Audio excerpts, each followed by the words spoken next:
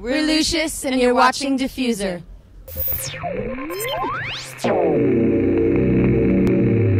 This is Chris Kissel from Diffuser, and we're live at Mountain Gem 2014. I'm with Lucius. Thanks so much for joining us, guys. Thanks for having us. Thank you. So this is a very eclectic festival lineup today. You will likely play your music for people who haven't heard it before. How do you feel about that? Playing, you go on tour, you play for probably a lot of people who come out to see your music. Playing for people who probably haven't ever heard you before. Yeah. I think it's the perfect opportunity for a band like us who really thrives in a live setting to get in front of a crowd that's never seen us, especially you're outside in a beautiful place. People are here to listen to music, enjoy themselves. Energy is high. The sun is out. I think, Good it's vibes looking all good. around. Yeah. So you guys sing in unison when you're performing on your record. So are you drawing inspiration from anywhere? I mean, I've never heard a record where you have two singers who are singing along with each other the whole time. I mean, where are the influences there, especially like with the harmonies? I mean, we hadn't either, really. And when we started this whole thing, it was kind of like we both want to sing lead. We both really admire each other's voices, but how can we do it together? Mm-hmm. And I think we were recording a cover, and we just kind of started singing the melody at the same time. And it sounded like double-track vocals, like, a lot of old records and Elliott Smith and all these people that, right.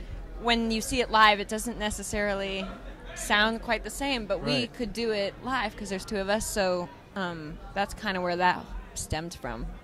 Yeah, and also, we kind of happened upon singing together in unison, and it was a very natural fit. So it's not like, let's sing in unison.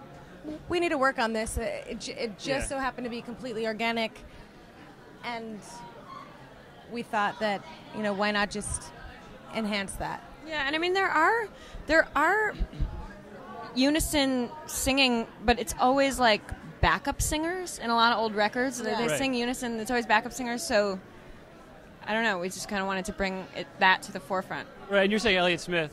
And it's like sometimes I think people will do it because it's like if you sort of have a voice where you need it, like it helps. But like you both have strong voices, so yeah, it's like something that we haven't heard before. So Thank you. It's cool. And you also do the same thing with the ensemble and the dress too, which is really cool. And I don't know, it's natural to think of how two people might start singing together. But when did you guys? I mean, I know it was probably about 3 years ago that you guys started performing like this. You can correct me if I'm wrong. We've been performing with this band for 2 years, but we've been singing and writing together for 9 years. Mm-hmm. And we've always had a visual connection to the music.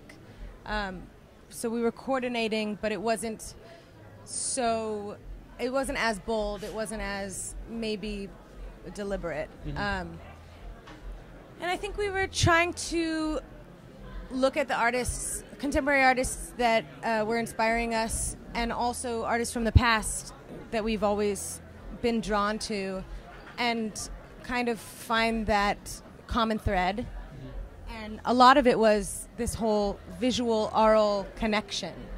And I think our music, because it's played off of two voices as one, mm-hmm. That's kind of the center of it all. I mean, it's the perfect opportunity to expand upon that in a visual way.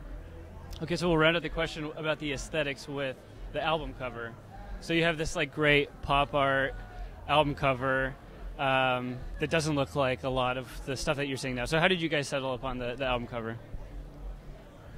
Well, we were looking through a bunch of different pieces of work, and that just stuck out from the get-go, and to both of us, and we do have a very similar aesthetic, and it was just bold and colorful and iconic. and iconic. And when we kind of looked into it more, the more we liked it. We found out that it was by this Belgian artist named Evelyn Axel, and her whole thing was about bringing females to the forefront as a subject rather than an object, and mm-hmm. sometimes did that with risque innuendos and things like that, but she was such a powerful figure, and now she's passed, but her son gave us permission to use it for free. We met him when we were over there, and she's finally getting the recognition that she deserves. It also happened that and just by chance, we didn't know this at the time, there's not a lot of her work available online to see, but he brought us these books of hers, and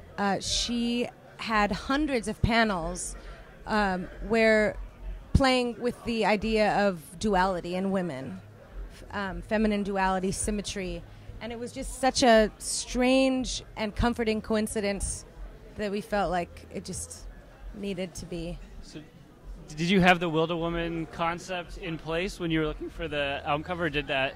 Oh yeah, it was a song first. It was a song first. So it really kind of clicked with that with that concept too.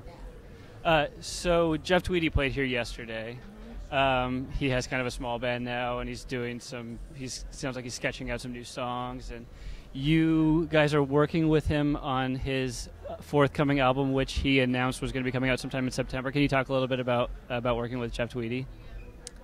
He really gave us free rein to experiment in the studio, which is commendable for somebody who's been in the game for such a long time and who's so respected and has such a clear vision. Mm-hmm.